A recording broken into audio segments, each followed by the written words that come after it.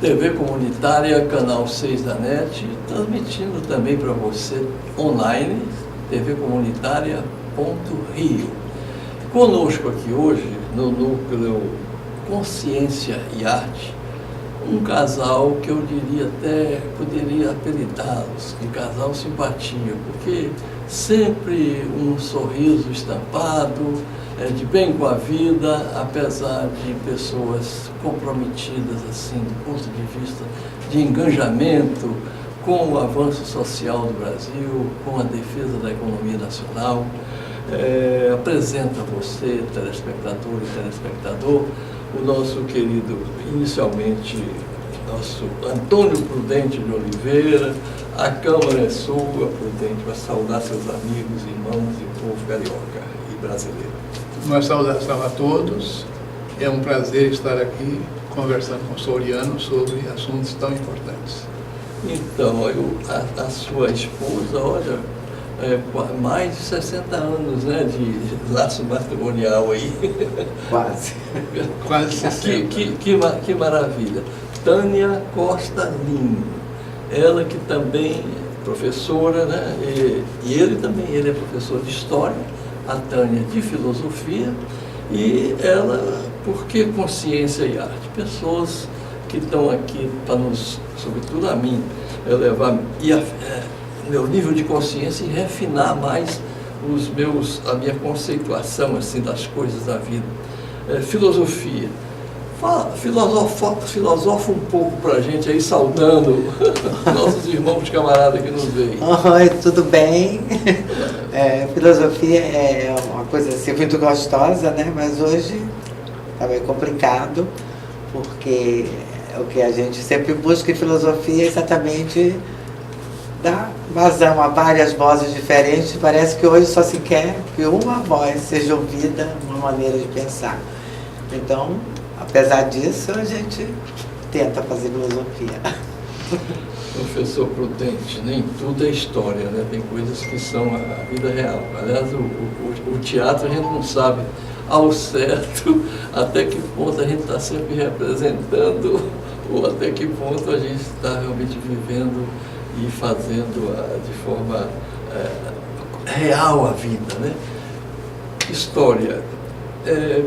O que você poderia dizer de história à época da ditadura? Como ensinar para os alunos a história contemporânea que eles viviam na época dos anos de chumbo? Olha, assim como a repressão tinha os seus mecanismos de oprimir, de proibir, cercear, o professor de história, de filosofia, o artista também, tinha os seus mecanismos de se livrar disso. Vou dar um exemplo em concreto. Eu me formei professor de História na Faculdade Nacional de Filosofia. Quando eles fizeram uma reforma do ensino, e deixando meio de lado a História, a Geografia, a Sociologia, criaram duas disciplinas para conscientizar os alunos e a população ao modo deles. Então criaram uma matéria chamada Organização Social e Política Brasileira. E Educação Moral e Cívica. OSPB. OSPB. Aí, só que eles não tinham ainda preparado, e nunca conseguiram fazer isso, professores para dar a versão que eles queriam. Mas eles criaram a matéria e tinham que inventar um professor para isso. Quem era? A matéria mais afim era História, Filosofia, Sociologia, exatamente a área de Ciências Humanas, que era nas faculdades de filosofia e nos colégios e tudo, né? Aquelas matérias mais politizadas, mais engajadas no modo de pensar à esquerda. Então eu recebi do MEC uma carteira de professor de História e Educação Moral e Cívica e OSPB. Eu ia dar essas aulas, sabendo que não podia falar o que eu pensava. Então eu tinha que falar por metáforas, falar por meandros, falar por curvas, por atalhos, e, em geral, as aulas eram monitoradas. E muitas vezes eu era chamado para explicar as opiniões que a gente dava ali. E eu levava um manual da Constituição que eles tinham editado em 67. Ó, está aqui, a Constituição garante isso. E eu dou aula de acordo com a Constituição. Isso que o senhor está falando aí não é verdade, eu nunca falei isso. Maravilha. Escuta, por que então consciência e arte? Nós temos também uma companheira que atuou, não sei se o telespectador já sabe, mas é bom relembrar. Existiu a época dos anos de chumbo, na época da ditadura empresarial militar, um movimento também de resistência que era feito por meio de artes.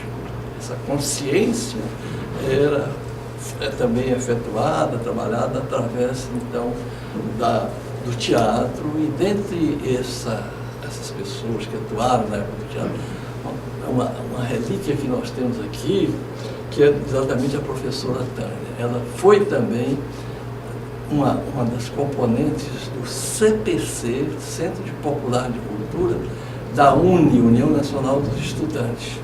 E tinha lá nada mais, nada menos do que o grande Augusto Boal, o imortal Augusto Boal, um dos diretores que fazia parte também desse trabalho. Então, Tânia, vamos falar um pouquinho dessa maravilha que foi o CPC da Uni. Quantas apresentações vocês fizeram e qual era a mensagem que vocês levavam? Nós tentamos exatamente isso que vocês colocaram, né? De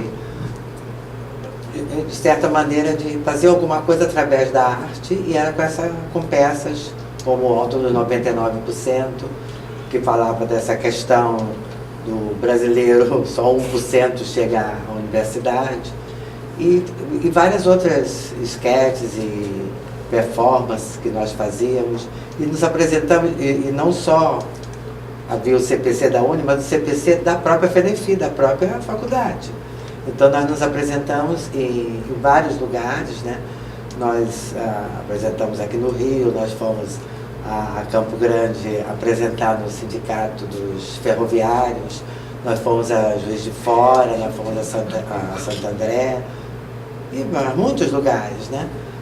Nós apresentávamos as peças e buscávamos também debater com as pessoas sobre o que a gente fazia, o que a gente apresentava. E foi um trabalho assim, muito interessante, muito gratificante. Era um trabalho bonito, né? Muitas pessoas importantes participavam assim, do ponto de vista da arte, participavam disso, como o Vianinha, o Paulo Pontes, havia muita gente nisso. E então era muito bom. E para nós foi algo, até hoje, eu tenho muita saudade disso.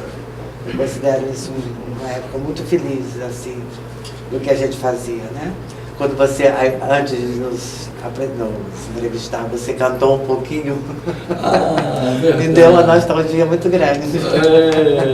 Eu sei que tem uma história de um homem que, coitado, naquela época, se você não trabalhasse, se você, por exemplo, fosse preso sem estar trabalhando, você tinha que ter pelo menos a carteira profissional no posto para dizer, eu estou procurando, não estou ainda trabalhando. Senão era considerado vagabundo e era preso como vagabundo. E o Zé da Silva, então, é preso, né, na peça. E depois o delegado chega para ele, pronto, Zé da Silva, você já passou 3 dias aqui, agora você é um homem livre. Mas ele passava fome, coitadinho, pedindo. Então ele cantou assim, Zé da Silva é um homem livre, o que? Zé da Silva é um homem livre, mas não sabe o que fazer. Aí eu falo, no xadrez não me quiseram, vai passar fome lá fora. Se ser livre é passar fome, não basta ser livre, não! Era lindo, É lindo, bravo. Escuta, e como é que você faz essa travessia do teatro para a filosofia? Eu já estava na filosofia, já fazia a faculdade de filosofia nessa época. Olha, mas com toda a permissão, professora, o fato de você fazer a faculdade de filosofia, lá tinha outros cursos que não de filosofia, só para a gente mostrar, era da Universidade do Brasil, que você me relembrou, mas lá tinha cursos de física, de história, de filosofia pura, psicologia, né? Nossa, que centro maravilhoso. E, inclusive, tinha um restaurante lá muito bom. Muito bom. Mas vamos lá. Faculdade de filosofia. Antes de entrar para o CPC, eu já tinha escolhido fazer filosofia na faculdade de filosofia. Ah, sim, não. É uma coisa que dá mesmo, assim, essa busca, sabe? Até hoje estou nela. Legal. Então, por isso, por querer buscar respostas que eu sei que nunca vou encontrar, mas tem que buscar. É que eu resolvi fazer filosofia e sempre foi o que me interessou muito. Quer dizer, muitas outras coisas me interessam, mas filosofia é muito em mim mesmo. Está no sangue mesmo. Ela responde a muitas coisas que a gente, quando nasce, né, já que acorda, começa a ter consciência do que estamos fazendo aqui, né? Você até se responde, mas a gente tem que perguntar. Porque se a gente não perguntar, não sei, para mim é uma falta muito grande, eu sinto. Então eu tenho que estar sempre em se questionar, sabe? Tem que estar sempre nessa busca. Não sei se vou responder, nunca nada. E até se responder um pouco, depois vão surgir novas questões a partir dessas primeiras respostas. Mas eu tenho que buscar, não tem outro jeito. Ou seja, o Leonardo Boa fala que o homem é um ser eternamente inacabado, né? Eu não consigo entender pessoas que se dizem, né, realizadas. A gente é inacabado mesmo, não tem como. Olha, nós tínhamos também na época, anterior mesmo à ditadura, foi a criação de Getúlio Vargas, os restaurantes populares. Era a rede SAPS, né? Superintendência de... se você puder me ajudar. Estou lembrando SAPS, o que SAPS. significa? Era muito conhecido SAPS. E o maior dos restaurantes ficava na Praça da Bandeira. Ali deviam ter talvez uns 30 mil trabalhadores que almoçavam quase por um preço simbólico, era de graça. Era simbólico. Era 2 cruzeirinhos, né? E esses 2 irmãos camaradas que aqui estão também foram comensais do calabouço, que chamava-se Restaurante Central dos Estudantes. E eu já começo perguntando ao professor de História aqui, por que a palavra calabouço, apelidado pelos estudantes, né? É um apelido que veio da localização. O calabouço ficava no final da Avenida Beira-Mar, quase chegando já no Santos Dumont, e ali tinha uma área do calabouço. Eu não sei por a origem, por quê, mas aquela era a área do calabouço. O restaurante que se fundou ali passou a chamar Restaurante do Calabouço, que era um restaurante mantido pela União Metropolitana de Estudantes, com verba do Ministério da Educação. E no calabouço surgiram vários serviços de atendimento ao estudante. Além da alimentação, tinha um importantíssimo, que era a Policlínica do Estudante. Ali o comensal do calabouço, o frequentador do calabouço, tinha acesso também a exames médicos e tal. Não era um hospital, era um atendimento clínico de imediato. E depois esse atendimento era direcionado para hospitais públicos. Além disso, era uma área de convivência, porque o aluno do calabouço, o comensal do calabouço, em geral, eram pessoas vindas do interior, que não tinham famílias aqui no Rio. E ali tornou-se um ponto de agregação, de amizade, de protestos, de reivindicações, de atendimento social. E era um centro dinâmico de vida e de apoio às causas daquelas pessoas.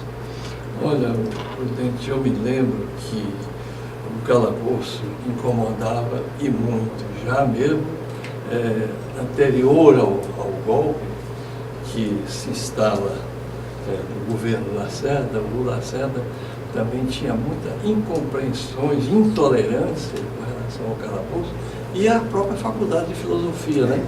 o que mais marcou na Faculdade de Filosofia foi que uma turma mais à direita teria convidado o Carlos Lacerda para ser paraninfo. E a turma do jornalismo disse, aqui ele não entra. Ele não entrou. Ele não entrou. Ele botou tropa de choque, usou tudo assim. Mas então eu queria, Prudente, que você me falasse por que foi feito, decretado o delenda calabouço, delenda esse calabouço. Por que a ditadura foi tão... Olha, o problema do calabouço... Assassinou pessoas... o problema do calabouço é que ele estava localizado numa área de construção do aterro do Flamengo. E aquele local é onde hoje está aquele entroncamentozinho que vai para pegar a centro da cidade, pegar o Santos Dumont. Aquilo ali estava inconcluso. Então, para terminar o sistema viário do aterro do Flamengo, era necessário retirar dali o calabouço. Inclusive, os estudantes tinham consciência disso. Mas vamos para onde? Aí eles diziam, vamos fechar o calabouço. Não, aí não. Temos que ir para algum lugar. Não podemos fechar para passar automóveis simplesmente. Então, esse foi um ponto de atrito. E outra coisa que eu queria esclarecer é sobre a proibição que nós fizemos do Lacerda entrar na Faculdade Nacional de Filosofia. Parece que foi, assim, à distância, parece que foi uma intransigência, uma intolerância da esquerda, mas não foi. O regimento interno da Faculdade Nacional de Filosofia dizia que a formatura era um ato coletivo, dirigido pelo diretor da faculdade, para todos os cursos, todos os estudantes que se formavam naquele ano. Quem não pudesse ou quem não quisesse participar da cerimônia, que era votado, tinha votação para um paraninfo, a data, quem não quisesse poderia colar grau no gabinete do diretor e não fazer uma outra cerimônia. Aí que entrou a história do Lacerda. Nós, a maioria da faculdade, que era muito à esquerda, elegeu lá, foi o Alceu Amoroso Lima, foi o Otto Maria Carpo. Mas foi o Otto, porque o Alceu foi em 64. Foi o Otto Maria Carpo, foi eleito paraninfo das turmas daquele ano, 1963, 62, 63, por aí. Aí tinha uma turma pequena, do curso de jornalismo, minoritária, não era a turma toda não, um pedaço da turma, que não quis participar da cerimônia, que foi votada democraticamente, e convidaram o Lacerda, que era governador, para ser o paraninfo deles. E, então nós do diretório acadêmico, a gente participava do diretório, falou, tudo bem, você pega o Lacerda, vai no gabinete lá do diretor, ele como paraninfo de vocês, e faz a colação de grau lá. Outra cerimônia não, já está marcada, vai ser assim. E então houve um enfrentamento. No dia que eles marcaram a tal cerimônia extraoficial com o Lacerda paraninfo, nós trancamos a faculdade com cadeado, com correntes, e proibimos o Lacerda de entrar. O Lacerda era governador, chamou a polícia para cercar a faculdade, para arrebentar a porta e tal, e nós comunicamos com Brasília. Brasília então acionou tropas do exército para cercar a faculdade. E o Lacerda teve que ir embora com a polícia dele. Olha, que registro importante. Escuta, sobre o calabouço, era ao mesmo tempo uma verdadeira escola de formação. Eu me lembro que lá também apresentavam-se peças de teatro, lá fazia festas, lá tinha também atos públicos. Eu me lembro de ter ouvido Albino Afonso no calabouço falando quando eles renunciam, porque eles também estavam discordando de alguns ministros do governo João Goulart, e ele fez um ato público, o seu esclarecimento por que ele saía. E ele, uma frase como se fosse hoje, um grande orador amazonense, né, que ele saía conforme entrava, coerente e também com a mesma disposição de servir aos trabalhadores, ao povo brasileiro e os interesses da nação. Tinha também Sérgio Magalhães, um grande deputado da Frente Parlamentar Nacional, cuja filha era a Raquel, eu acho que era da Faculdade também de Filosofia. Era Não me lembro dela. do diretório acadêmico. Tinha uma... Tinha a Raquel, mas era filha de um brigadeiro. Da Faculdade de Filosofia. Não, a filha do brigadeiro Teixeira era Maria Lúcia. Sim, tinha a Raquel, filha de um brigadeiro também. Do Sérgio Magalhães. Mas o calabouço não podia existir em meio à intolerância, em meio ao fascismo. Eles tinham que arranjar um jeito qualquer, ou legal, ou extra-legal, para fazer calar a voz. E você poderia me dar assim, uma narrativa de como foi o assassinato do Edson Luiz? Nós estamos no mês de março, me parece que foi quando houve o assassinato daquele estudante do Maranhão, né? Conforme ele, aliás, foi aluno da Tânia.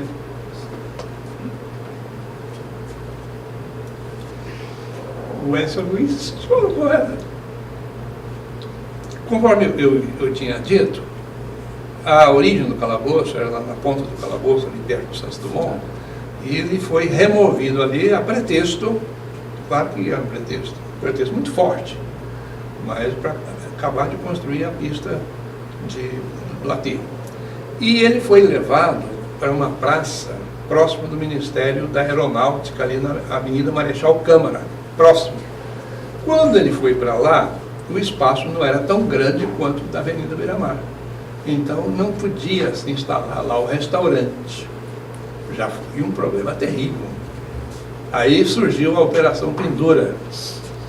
O Brito, presidente da FUEC, Elinor Brito, era presidente da FUEC, Frente Unida dos Estudantes do Calabouço, montou sucessivas operações Pendura no centro da cidade. Os estudantes iam para lá comer frugalmente, não podia ter bebida alcoólica, comer frugalmente e depois agradecer o dono do restaurante, explicar que não tinha dinheiro para pagar. E sair correndo. Nós até não precisávamos fazer isso, mas como ela era professora, tinha que ajudar, eu também era engajado, às vezes nós participamos de uma operação dessa. E nós tínhamos o restaurante da faculdade, mas no sentido de apoiar o movimento.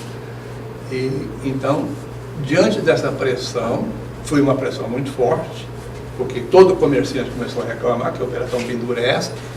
Então, eles abriram um restaurante lá em frente ao Ministério da Aeronáutica e o calabouço foi transferido para lá. Mas não cabia tudo. O ICE, o Instituto Cooperativo de Ensino mesmo, não continuou lá porque não tinha espaço. Então, houve muito protesto, já em plena ditadura, e então houve a morte desse estudante, Edson Luiz, que era um estudante muito pobre, que não tinha nem onde morar, morava no calabouço. Dormia lá, ficava por lá. E houve um atrito, uma invasão da PM, e um soldado da PM, um sargento C, atirou e matou o garoto. Foi uma rebelião que convulsionou a cidade. Levaram o corpo dele para a Câmara de Vereadores, deputados na época, na Cinelândia, e aí começaram as grandes passeatas contra a ditadura. Foi um estopim, a morte do Edson Luiz. Nossa.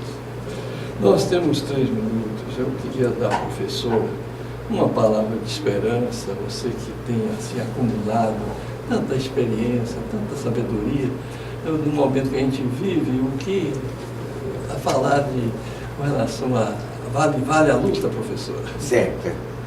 É o que vale, a luta. Eu acho que é o que vale sempre. E, sei lá, como você falou, manter uma alegria, né?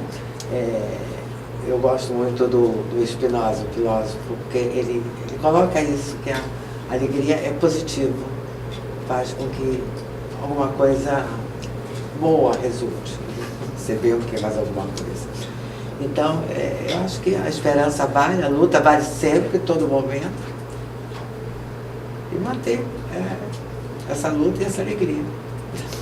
Então, Prudente, lutar com prudência, com sabedoria, com ciência e também com entusiasmo, como é que é? Tem que juntar tudo isso. Coragem, né? E não desanimar. Não arrefecer. Eu vou falar uma frase aqui em sua homenagem, que é também dirigente do partido PDT, né, do Leonel Brizola. Eu perguntei se era feita ao Prestes qual era a maior qualidade do Brizola. E ele me falava que era o desassombro, a intrepidez. O povo gosta de um dirigente que seja realmente corajoso, né? E eu pensei, me lembrei quando você falou a palavra coragem, né, da intrepidez de um Che Guevara.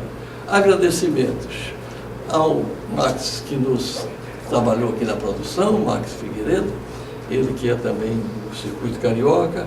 Agradecemos a aceitação do convite por estar aqui conosco. Nós vamos, se Deus quiser, repetir isso com outros temas, professores, viu? Muito obrigado e a luta continua. Muito obrigado, né? A luta continua. Na praça e na rua. Exatamente. Muito obrigado. TV Comunitária, Canal 6 da NET, agradecemos sobretudo aí a sua atenção e audiência, transmitindo também tvcomunitaria.rio. Muito obrigado.